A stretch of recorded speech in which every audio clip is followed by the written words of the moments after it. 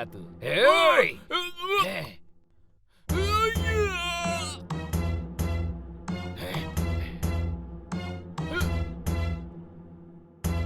मार दो साले के, छोड़िया मत।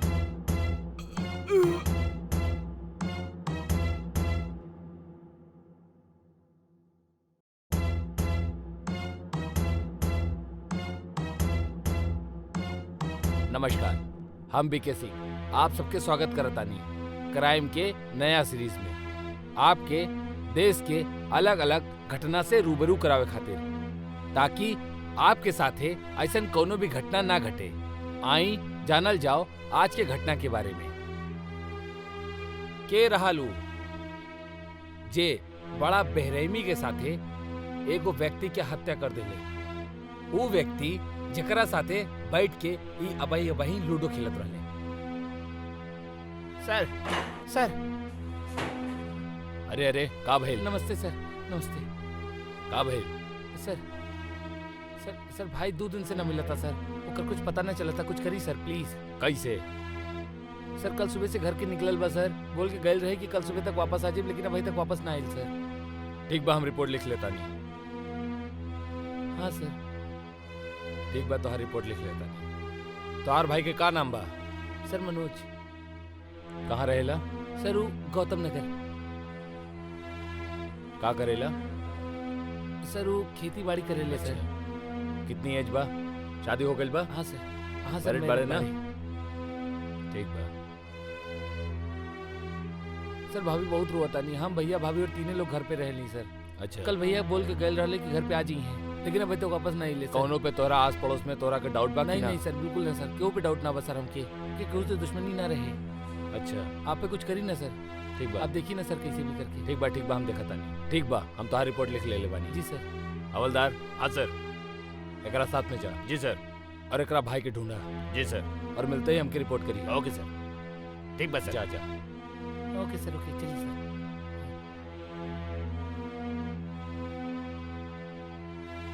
और खुद ही वह पुलिस में जाके कंप्लेन कैलस कि वो व्यक्ति गुम बा।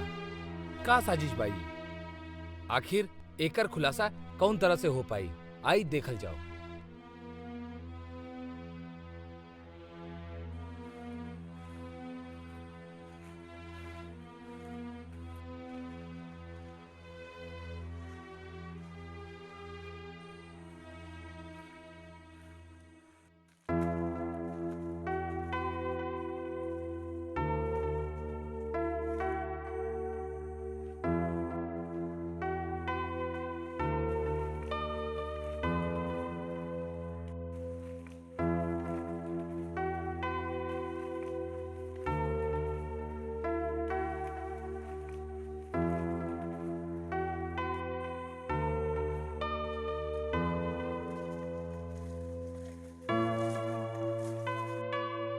कहाँ बा? सर पता न सर, ढूंढे के तो पड़ी ना सर। कहाँ खुजौत बड़ा तू।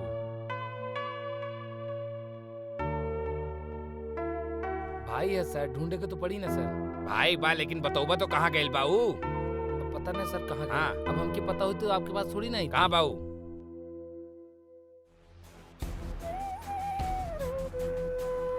सर भाई हमार।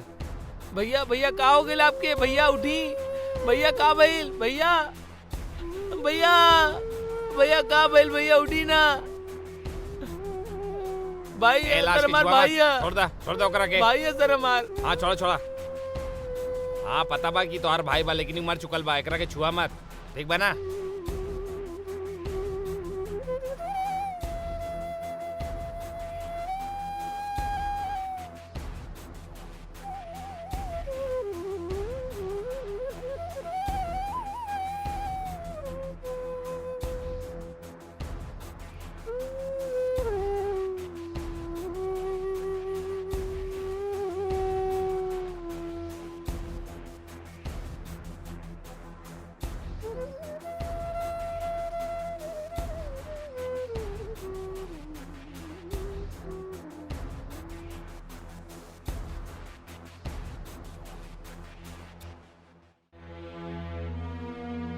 हेलो सर, वो जौन कंप्लेन लिखाए आयल रहल ना सर, सर ओकर भाई के लाश एजा मिलल बा सर, उमर चुकल बा सर। आप जल्द से जल्द आ जाइए सर, हम लाश के पास बनी सर। लागत है सर एकर क्यों मर्डर कर देले बा सर। सर जी सर। एक काम करा, बॉडी के पोस्टमार्टम की खातिर भिजवावा, हम देखे आ जाए हॉस्पिटल में। ओके सर। एम्बुलेंस वाले के फोन का के हम वही बुला लेता नहीं सर, और हॉस्पिटल में ले जाकर एक डेड बॉडी के पोस्टमार्टम करवा के सारे रिपोर्ट देता नहीं सर। ओके सर।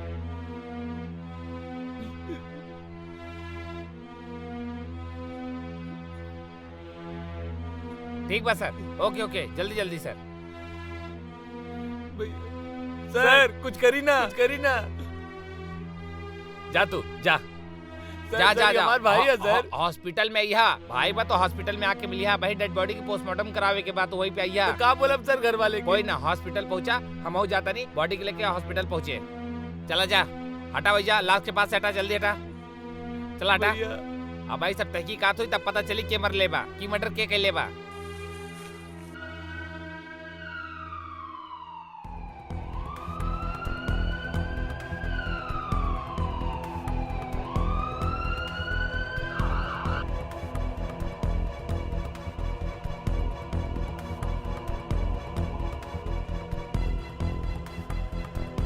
हाँ जी।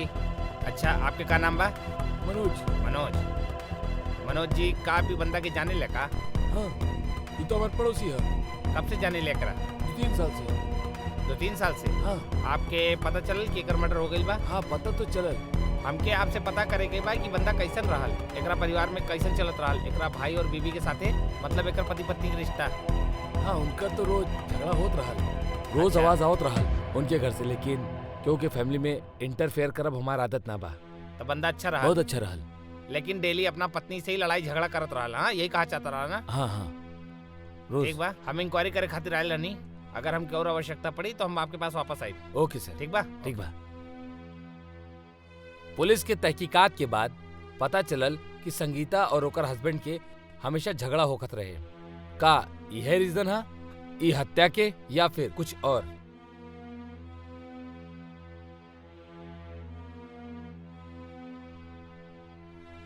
चल लाओ बाहर। चल चल चल। चला।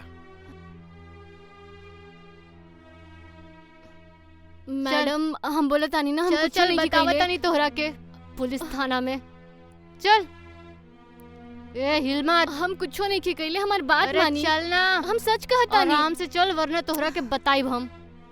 इतना चला। मारब ना कि सब गर्मी उतर जाए चला तोहार। चला चला चला, बिल्कुल एकदम सीधे चला, थाना चला। चला। सॉरी, अब चल, वहीं चल, तोरा के थाने पता चल। चली का कैले बाड़ू, चल का ना थाना। कैले बाड़ू। कुछ चला। नहीं की कइले, बोला ताड़ी हम कुछ ना कैले बानी। झूठ बोलले। ए कहनी ना चला, थाना हिलमत, सुनात नहीं के चला। का तोहरा? अब भी बतावा तानी बोला तोहरा तानी के। कुछ ना कैले बानी। चला चल। साहब के पास लेके चला एकरा, तब पता चली। उहे करे चला। के पड़ी। चल हवलदार, तू दोनों बाहर जा। मैडम से अकेले में हम कुछ पूछताछ करल चाहता नहीं। जी सर। अकेले में का पूछताछ करे के बारहुआ के? तोहार पति के साथ तोहार झगड़ा काहे होकत रहे? नहीं होखत रहे झगड़ा। नहीं होकत रहे? नहीं। हमार हवलदार बतौले बा कि तू दोनों पति पत्नी में रोज झगड़ा होकत रहे। कभी कभार हो जात रहे। कबो कबार ना, हर रोज होत रहे। मनोज बतौले बा, जौन तोहार पड़ोसी बा। हाँ होत रहे, काहे कि हमार पति ना मर्द रहे, काहे कि वो खुश नहीं कर पात रहे। तो का तू अपना पति के मार देबू? तोहार पति ना मर्द रहे था हम नहीं मरनी उनका के। तो के मरलस? हम नहीं की मरले, रुआ जाके देखी। हमरा तू नहीं सच के सच पता। बता दा कि तोरा पति के के मरले बा और काहे मरलू तू? देखी साहब, हम हमार पति के नहीं की मरले। का आपके पति कुछ ना कर पावत रहे आपके साथ है? का यही खातिर आप ओकरा के मार देलू? हम उनकरा नहीं की मरले।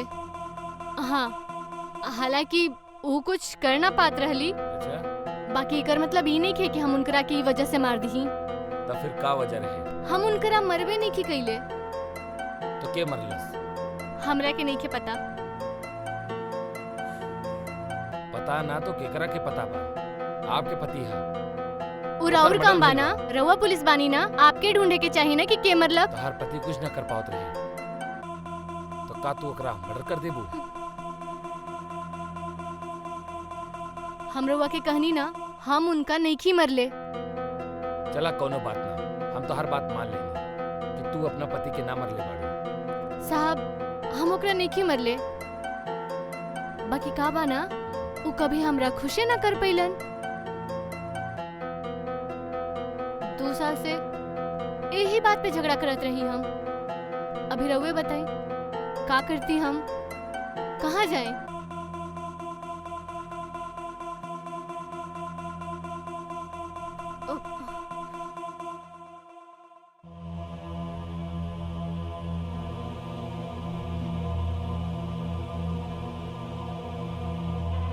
हम बचा ले तोरा के, अगर तू हमके खुश कर देबू तो। कैसे?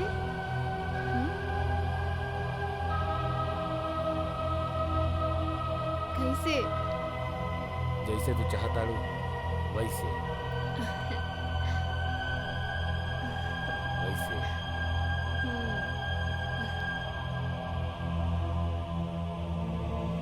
है ना।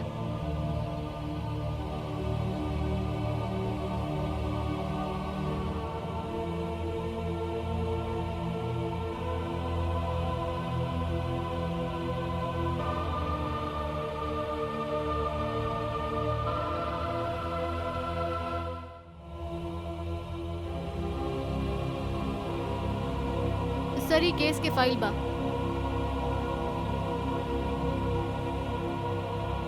रवा देख ली। एकरा में सारा इन्फॉर्मेशन बा। तू दोनों ही लड़की पे नजर रखी है। ओके सर। काम करा, तू जल्दी होके पीछे जा। ठीक बा सर।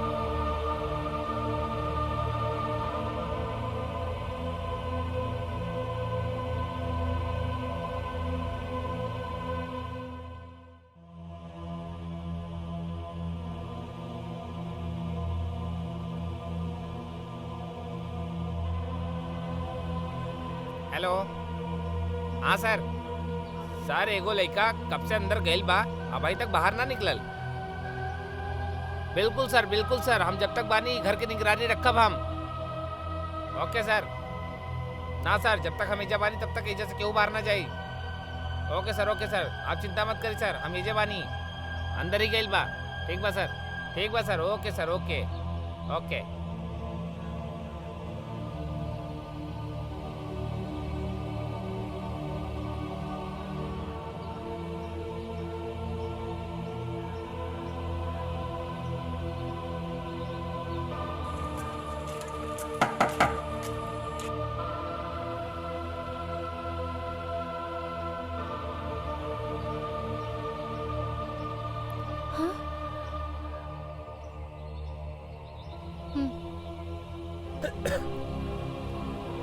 चल। अरे वाह, बहुत बढ़िया। भाई की हत्या करके तू दोनों मजा लेता रहा। और तू अपना पति के मरवा के कबूतर के साथ गुलछर्रा उड़ावता रू। हाँ, तू लोगन के फिंगरप्रिंट मिल गइल बा और 2 आदमी के फिंगरप्रिंट बा। दूसर कहर बा, जल्दी बतावा दूसर कहाँ बा?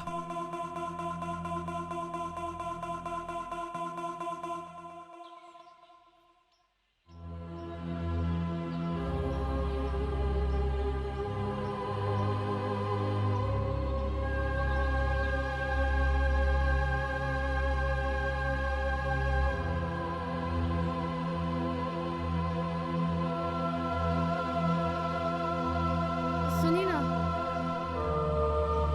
जी उठी ना, सुनी।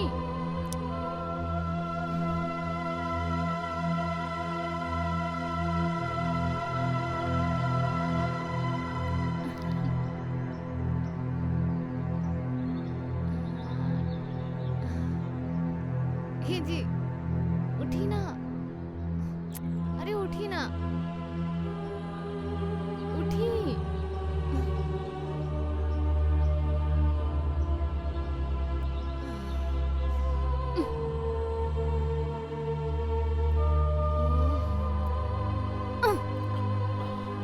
अरे यार हमके डिस्टर्ब मत करा। हाँ सुते था।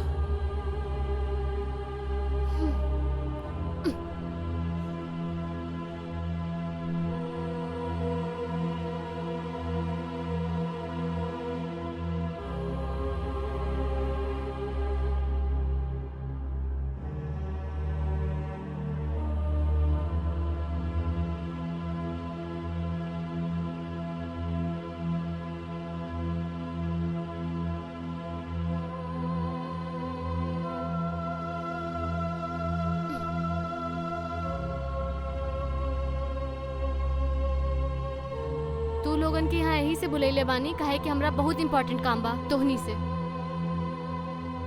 अब हमरा से बर्दाश्त नहीं होखत। हमरा हमार पति के हमारे रास्ते से हटावे के पड़ी। कुछ कर तोहनी दोनों कुछो कर, हमार पति के हमरा रास्ते से हटा दा। काहे का हो गई? जोन चलता चले था ना। तू लोग नहीं खा समझत, हमरा के ना चाहिए तोहनी कुछो कर, बस उनका हमारे रास्ता से हटा दा। हमरा के नहीं चाहिए। सोची तू लोग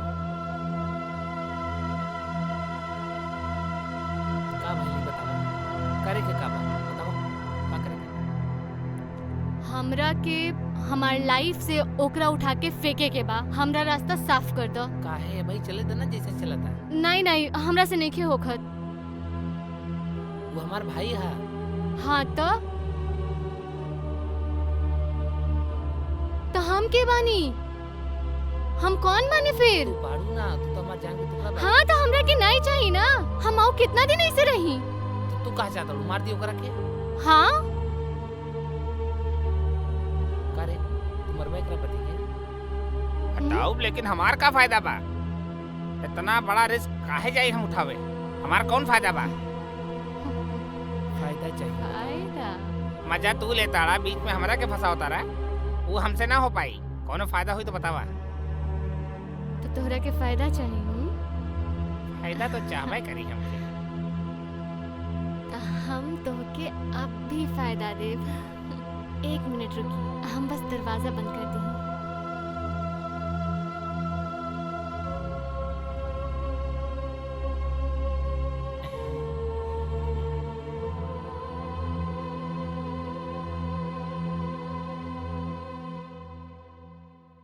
सेट।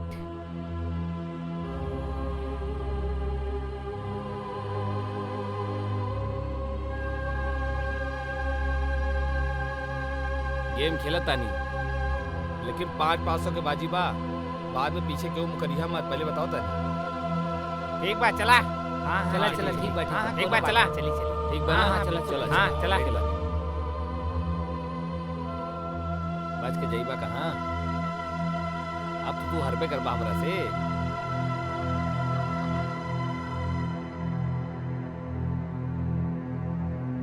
हाँ देखा देखा। देखला? अरे हमरा से तू दोनों कैसे जीत सकेला? अरे तू बराबर ना खेलेला। हाँ खेले आवेला। अच्छा हमके खेले ना आवेला। हाँ जीता बराबर कौन ना बे? खेलता रहा। हम अरे जीते जीतनी। से मतलब ना बा, तू बेईमानी करता रहा। देखा भाई, जुबान दिले रहला ना 500 के, समझ गेला ना? अब तू दोनों जन मुकरम। अरे तू बराबर ना खेलता रहा। बराबर खेलता तो हम पैसा बराबर ना खिलाता रहा तू। अरे कैसन बराबर हो खेला बे? तू बराबर ना खिलाता रहा, यही से हम ना माना भी गेम। अबे कुछ तो गेम कैले होई फोन में। अबे साला मोबाइल में घुस गइल बानी का हम? कैसे?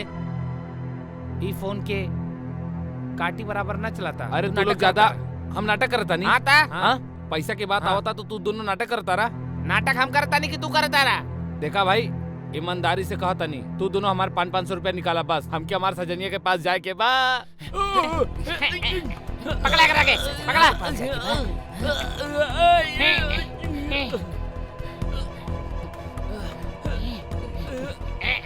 एकरा के सजनिया के पास जाए के बा।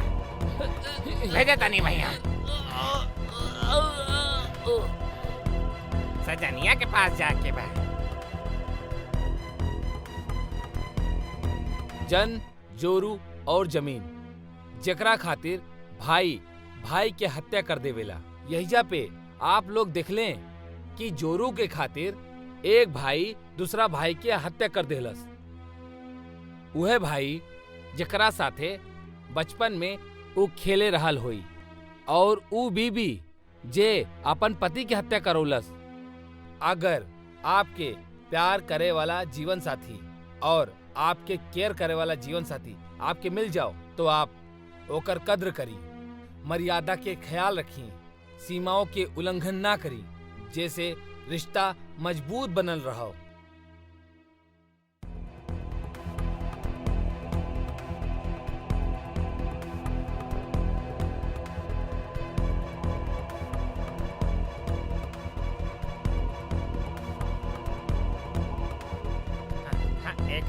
एकर अंगूठी निकाल लेता नहीं।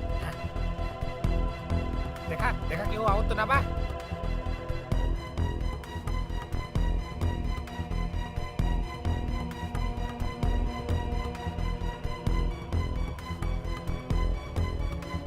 देखा क्यों आओ तो ना बना।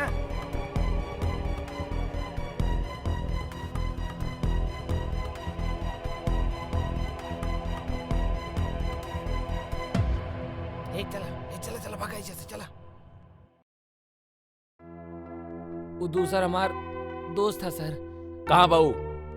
सर वो हरी सिंह नाम के दोस्त था, पासे में रहेला सर वो। सच बोला तारा तू क्या यार बाबू? सर वो पासे में रहेला सर। ए एकरा ले जाके बाहर ढंग से कपड़ा पहनावा, तब तक हम मैडम के कपड़ा पहना के लावा तानी। साहब हम आपके साथ ऐजा रुका तानी। ए जितना बोला तानी उतना करा, चुपचाप लेके जाओ के। नहीं रउआ सब बाहर जाए, हम खुद कपड़ा पहन के आ जाए। साला लागता ये डंडा पे ही जिंदगी बितावे के पड़ी। ए चला रे तू जा। ठीक बा सर।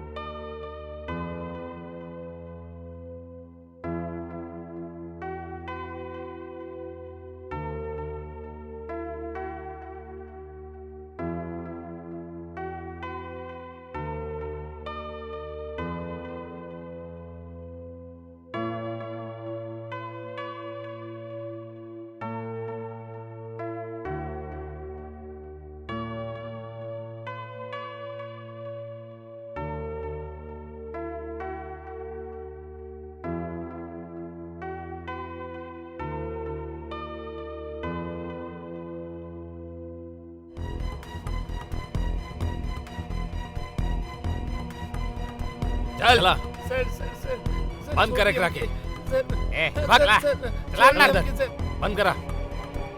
हम ओकरा के महिला थाना भेज देता नहीं सर। देख बाजा सर सुनी ना। चुपचाप खड़ा रहा। सर क्राइम और कोरोना दोनों से बचल रही। क्राइम होई तो आप गिरफ्त में आई हैं, कोरोना होई तो भी आप गिरफ्त में आई हैं, और साथ में आपके परिवार भी चपेट में आ जाई। SCPL वीडियो और पुलिस FIR चैनल के सब्सक्राइब कर लें, काहे कि हम आपके नया वीडियो नया कहानी के साथ मिलब यही चैनल पे। और तब तक के खातिर आप सतर्क रहें, सावधान रहें और धन्यवाद। जय हिंद, जय भारत।